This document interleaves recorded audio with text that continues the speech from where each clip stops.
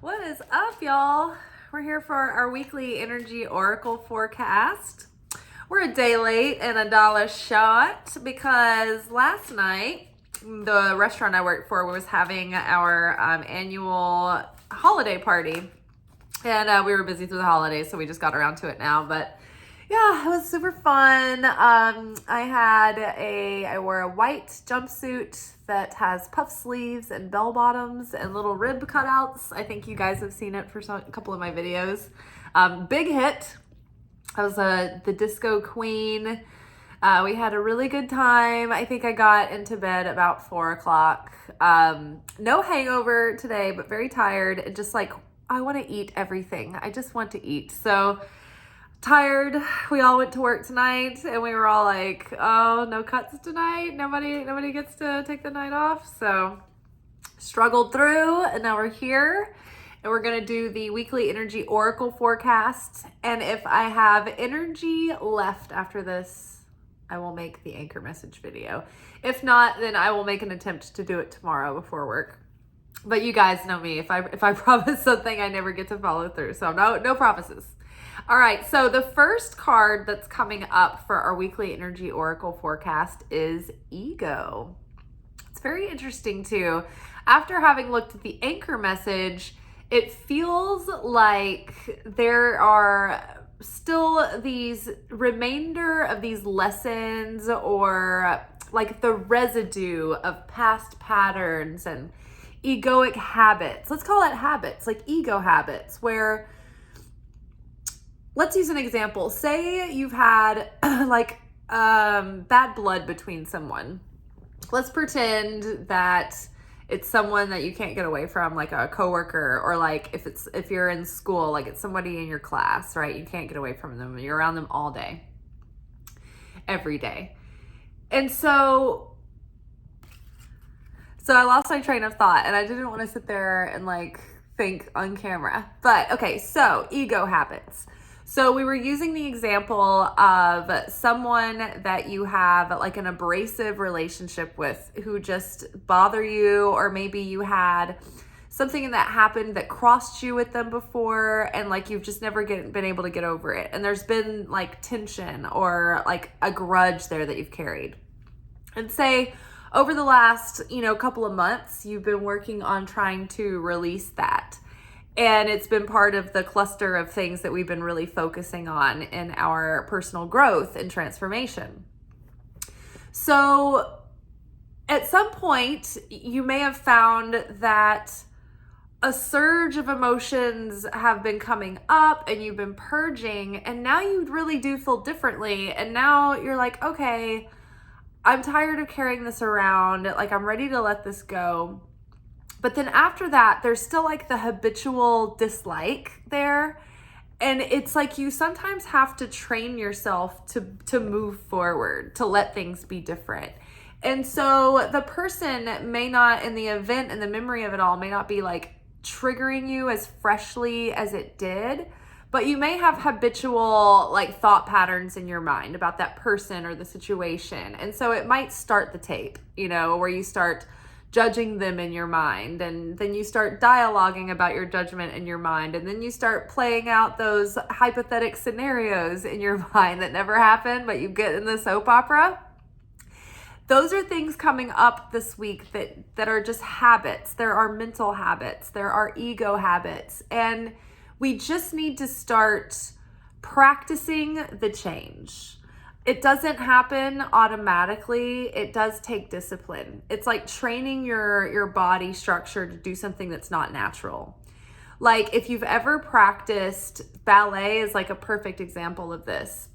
Maybe even more so than martial arts, because ballet requires that you hold your body in such a way that your joints are not naturally made to like sustain those angles. And these are the lines and the angles that you need for the ballet to look beautiful and graceful. Otherwise, it doesn't look the same. So you have to force your body, and you have to train your body, and you have to be constantly aware of this to push against your natural muscle tendency to want to turn your feet in frontward. You have to push them out from the hips. You have to hold your spine a certain way and tuck in your pelvis. And none of that is a natural posture. And it's not like you can train yourself to just naturally want to walk and stand like this all the time. And so it's like a constant practice of pushing against your natural tendency. And it's the same in our spirituality. It's like when we're trying to break through a belief pattern or a thought pattern or an emotional pattern we have. It's like we have to push against our natural inclination until it becomes technique, perfected technique. And after a while, a master ballerina does have some of that muscle memory built, and so it might be easier, or they might have build the habit of carrying themselves with that posture and that turnout when they're off the stage or when they're not in the dance studio. But if they were to stop rehearsing for any length of time and really stop pushing the muscles, they would just go back. So it's about practicing that consistent, sustained awareness. And don't be too hard on yourself. We never really arrive. If we arrived at perfection, then that would be our death day. It'd be like, well, there's no more reason for you to be on Earth. You're taking up space and oxygen and food. Get off the planet. So don't be hard on yourself. It's just cyclically. It'll come back around. And it's a practice. And you just become aware and readjust and move forward. But yes, so there's still things coming up to show ourselves what's still lingering in that subconscious and the unconscious too. It's like the subconscious is above the unconscious. The unconscious is, we have no awareness of this whatsoever, but it's still driving our motives. The subconscious are things that are out of our awareness, but we can sort of like tap into it in a spontaneous moment when we are like in a very like surrendered, mental state. I think it's an alpha brainwave state where we're very impressionable and the subconscious can present. But tapping into the unconscious is harder. And so, as we have emotional responses to life, that gives us hints about what's going on in the unconscious that we're not fully aware of. So if things come up this week where you're like, oh, this is triggering me in such a way that makes me feel like I need to shrink and be small, or it makes me feel like I need to be grandiose and, arrogant, or however your ego is acting up, maybe it's fearful and scarce, right? Maybe your ego wants to feel certain, and so it's seeking to control. But whatever you're noticing, try to appreciate that emotional trigger, even though it's unpleasant in the moment, and appreciate it because it's showing you what's in the unconscious that would be very almost impossible to see otherwise. And so now we can, be looking at these things directly and unraveling the effect and the influence that they have over us when we're not really choosing with free will, right? We don't want to be reacting to life. We want to be proactively, approaching life. Goddess, amazing. So tapping into that inner wisdom, the connection that we have to Holy Spirit and to Source, trusting the inner guidance that we're given, even if it's not, super practical or logical, or, it seems maybe unreasonable. One of the feminine powers is the willingness to seem absurd when you know that you've heard from Spirit, you've heard from God. And the divine feminine energy is that of restriction, restraint, constancy, fortitude.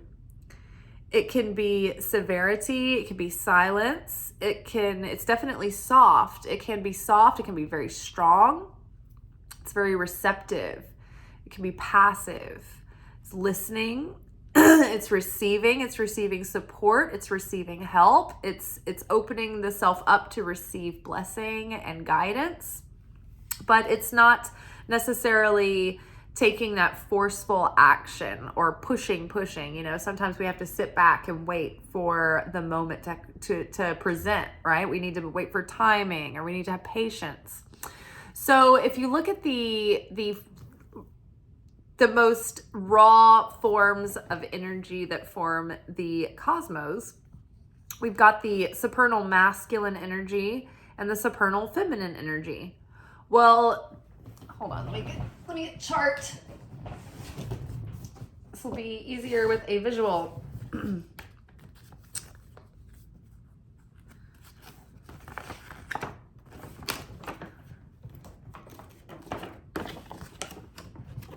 So this is the tree of life. This is like a blueprint of the cosmos, of reality itself. All the way down here, we have physical reality. And up here, we have the first point of existence. And this up here, this is like pure concentrated light. This is the light that has no personality or anthropomorphized human likeness. This is just light in its purest form, and it contains everything. And everything has this light in it. This is the light of the Creator in its unadulterated, unfiltered, purest form. Now, when this comes in through, like it condenses into like this one singularity, and it pushes through, much like is mirrored in the Big Bang, right? When the energy of the universe gathered into a singularity and pushed forth into existence, the same thing happened, except in an even more abstract way and in an even less solid way before the universe mirrored that. So when source energy comes into the first plane, into the plane of existence, the first form it takes is it goes into the dimension of the supernal masculine form or essence or manifestation of this energy. And so in that first stage of the manifestation of this energy, it's just pure, raw, like energetic power, pure dynamism with absolutely no form or direction or shape. It's just, think about like atoms or particles like bouncing off of things, and there's no form, and it's just raw energy, raw power. Think of an atom bomb being opened up and all of that force of energy just spilling out with nowhere to go and nothing to become. So it's just chaos. And that's the supernal masculine. That's the pure essence of masculine energy. Now, it's just out there doing its thing. And so we need now the feminine energy, which is like the vase or the vessel or the container or the womb that catches that dynamism and gives it boundary and shape and walls, right? Boundaries, clear, yes, no, restriction. It's not unrestricted and unrestrained everywhere with no form, no shape, no essence. It's now given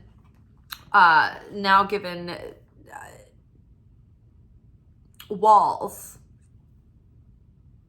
boundary, containment, restriction. So the supernal feminine, it's like we need to practice restricting the ego. And so what that process looks like is when we get triggered, and when we want to be reactive, and when we want to say something, or we want to shut down and close off, or we want to numb out or avoid, or whatever your go-to attachment style is, or whatever your pattern is, right? You're going to feel triggered, and then you're going to feel a desire, like a muscle memory, to want to go into that default response. And so what we're going to do is we're going to practice restriction. And what that is there's, so the Kabbalah Center has like a play-by-play that we do. We say, pause. What a pleasure. Why is this in my movie? And so what that is doing is you are stopping yourself from the reaction. So you're practicing that restriction. In Kabbalah, if you are challenged, then this means that you're working off, or you're having an opportunity to work off or transmute a portion of your density or darkness or shells of negativity. You have an opportunity in that challenge to transmute that into light. But it depends on how you show up. If you're reactive, then you create more density and more heaviness and more darkness. But if you can proactively choose, with free will, how to show up in that moment and transcend your ego's response, then that begins the process of that inner soul change, that where you're like, oh, I'm starting to change. I'm starting to see, I'm starting to feel differently. I'm starting to perceive differently. I'm starting to be able to behave and act differently. And I'm not going through these emotional, downward spirals or, these angry, manifestos in my mind or whatever it is. So you start breaking the pattern by practicing restriction. Now, if you can see this, okay, so you see the challenge happening and you can even appreciate that it's happening, like, oh my gosh, what a pleasure. This is such a great opportunity to do this work, to put more of the light into the world and to transmute this darkness. So, oh my gosh. So that gives you extra zhuzh, extra juice, extra protection, extra support. It gives you extra light when you transmute that darkness. So pause. What a pleasure. Oh my gosh, gathering more points. Why is this in my movie? So then after you're like, okay, pause, shitty trigger going on, but this is great. This is good news. This is giving me an opportunity. Now the opportunity is to examine and workshop. Why is this in my movie? Why is this happening? If you don't have time to do it in the moment, you can do it before bed, sometime before the end of the day. But you want to go back and do it in the moment or in that day as soon as you can, to try to shift your consciousness before you go to sleep that day. And you say, you ask, why is this in my movie? And it's not a question like, why is this happening to me? Or why did I, literally like what played out? The why is this in my movie is the responsibility that mystical students or Kabbalah students take for themselves, is to assume that in any given situation, the creator is present and the situation is playing out for some reason that can play a purpose in serving the greater unfoldment of your greatest potential, right? This is everything that happens to you is to present your soul to you so that you can heal and elevate and correct it over the course of lifetimes. We're trying to transcend, we're trying to ascend in consciousness. So, what a pleasure. Why is this in my movie? Why is this person coming at me like this? Or why am I in this situation? What is this showing me about myself that I can grow and change? What is this situation presenting to me that I can use this to evolve from, right? It doesn't necessarily mean that in every situation, every person is justified in their words and actions. They still have to answer for those. But before we come into this life, we all have these soul contracts where we are working through things and we're trying to, transcend and heal and move forward through things. And so we have to play these situations out with one another. And if we were all perfect angels all the time, there wouldn't be anything to work with. So yes, some mistakes we're just going to make, but we still have to answer for them, and we still have the choice of whether or not we make it. So just understanding that any scenario that comes at you, to first not victimize yourself by thinking, oh, why is this happening to me? Why is this happening to me? That just is going to send you into a downward spiral of reinforcing more negativity. But if we say, okay, great. Why is this happening for me? How can I benefit from this? What message can I find in this situation? It may not be what they're saying, but there may be some other message. It may not be the thing that they're saying to me out loud, but what is that saying about the situation? Think of it you can think of it that way. So always something to learn, and it's not something that we're looking for to change others or necessarily the circumstances, but first we change ourselves. That's where we start. Infected. So we're looking for what's infected. We're looking for what is still lurking in our subconscious and unconscious that's infecting our consciousness, that's causing us to, trigger these thought patterns, these perceptions, these emotional patterns that then trigger behavioral patterns and tendencies right within us. And so it's these unconscious motivators that are taking our free will from us. Because when we're motivated by the unconscious and we're not conscious of why we are doing what we're doing or why we want what we want, then we're on autopilot. We're not really making a real choice. We're not using our free will. We don't have real sovereignty. So, this is why the inner work is important, right? Because we want to take ownership of our life and be able to, because even with your conscious willpower, you can't overcome your subconscious or your unconscious. You can do your best, but you're still going to fall back into those default settings. So some of the things that we've been honing in on recently, like focusing in, the unconscious is as big as the ocean, and we're going to talk about that in the anchor message. So where do we hone in? And we've been looking at the wounded inner child, because the wounded inner child is driving our impulses. It's driving our impulsive behaviors to self-soothe, to avoid, to play when we need to be, facing serious matters.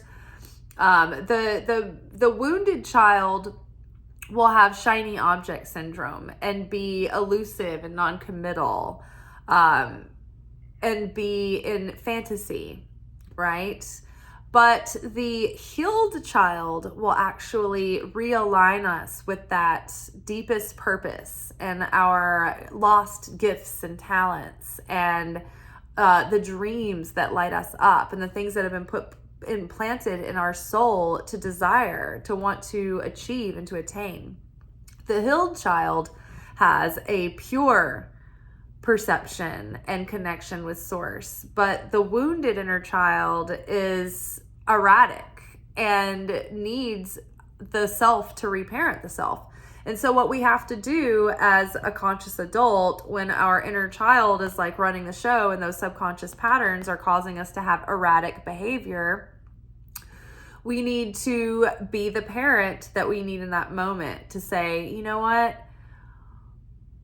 A cheeseburger does sound great right now, and blowing off our responsibilities to have a fun afternoon sounds great, but we need to take care of some matters first. And when we have done all of those things and everything is all in order and right and well, then we can reward ourselves with that kind of a break. But we need to make sure that our responsibilities are taken care of. Or like the inner child will want to believe the best about the situation and not look at the truth of it, and get lost in the fantasy but not look at the practicality or the realness or the truth of the situation. Whereas the healed child, or the when we reparent ourselves, we can point ourselves in the right direction and be honest, right?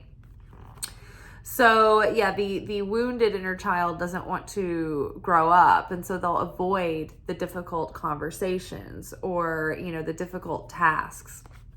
So we have to be the parent that we need in that moment to give ourselves discipline and structure so that we can feel secure. When we can give ourselves discipline and structure, this builds our own security, and it builds our confidence, and it builds, we can be the parent that we needed to be, or we needed to have for ourselves to fill in the gaps now, because we still have this inner child hanging around. Who's parenting this inner child? Whose child is this? Now it's up to us. That's our responsibility. Once you become an adult, you have to parent your inner child, and you have to tell yourself what to do, because it's your responsibility to make those decisions.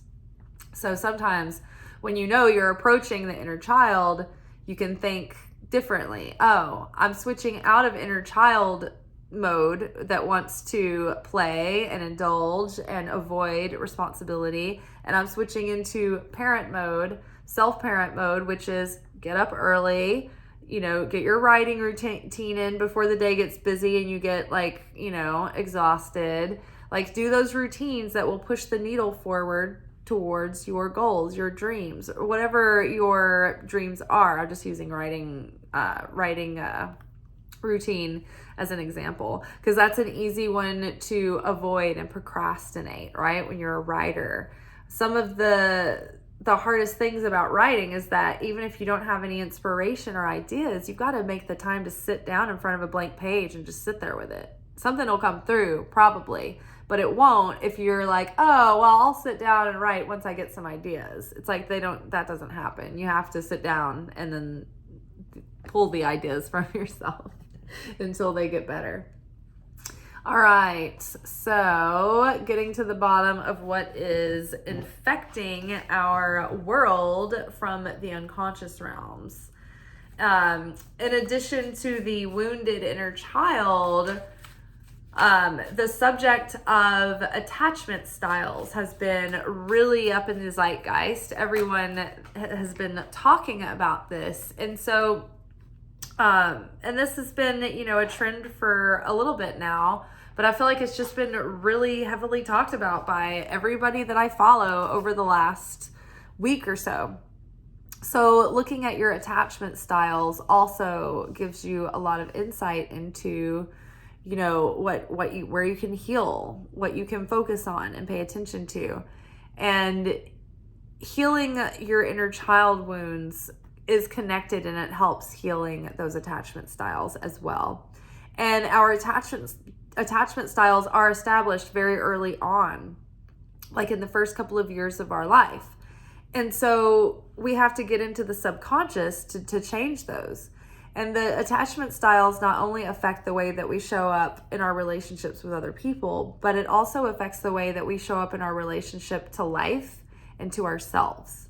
And so we have to teach ourselves how to be the partner that we want. Okay, this means I have to show up for myself consistently every day. I have to care about my needs and care about taking care of myself and nurturing myself. And I have to be there consistently. And I have to be trustworthy. And if I see red flags about people, those aren't trustworthy people to have close to me. And I can't open up to them and expect the same from them as I would. I can't have intimate expectations or establish trust with people who are showing me these things. But if we don't have good trust with ourselves and we ignore the red flags and we pursue getting more and more intimate with people who are not, they're not going to be healthy for us. They're maybe, have no intention of returning and reciprocating that authentic, genuineness or whatever. So yeah, we've got to get to the bottom of those impulses that would lead us in those directions. And the more that we learn about them, then the less hold they have on us. But there's a video that I have been attaching to a bunch of the videos recently in the description box below. And if I remember, I will include that. But it's an interview with Mel Robbins talking to Thais Gibson about the main attachment styles and how they affect you and where the what core wounds cause each attachment style, and then how you can start to shift it. But it does affect the way you show up for yourself, the way you show up to life, the way you show up to other people. So I had finished what I wanted to say about like the paying attention to red flags and not letting untrustworthy people close to you in your life, right? That's where you have to draw a boundary and you have to say, okay, like this is just a person in my life that I know. They aren't coming closer than where I've established is okay for them because they're not a trustworthy person, right? If you are unhealed, then you don't have those strong boundaries. You can't protect yourself. You just let people in, and then you set yourself up for shady characters to take advantage and to hurt you and to betray your trust. And then you feel like, oh, I can't trust people. I can't, and you feel like paranoid, like everyone is out to get you. But really what it is that you broke your self-trust and you broke trust with yourself. And so you don't know how to trust or who to trust. So it's a skill or like a habit or a practice that you have to put into place. And so, yes, now we're releasing what we have found as we've been digging through our ego. We've been finding in our subconscious and our unconscious what is infecting our consciousness and perception and what we are manifesting into reality. What are the blocks that are holding us back? What are the negative beliefs or limiting beliefs that are tainting our experience? We need to release these. We need to release the pain and the fears from the past that are holding us back and blocking us now. But I think this is pretty clean and straightforward. It's like, let's get into our ego. We're going to listen to our intuition about where it's guiding us to pay attention and do the work this week through these triggers. We're really discovering, where these subconscious influences are driving us and how they're motivating us and how we can release them to unblock them and allow so much more blessing and growth and fulfillment to come in. Well, all right, y'all. I think we are all set there for our weekly energy forecast for the week. I am going to now make our anchor message video. I've got just enough steam left to do it. I don't think it's going to be too long. So I'll see y'all on the next one. Ciao.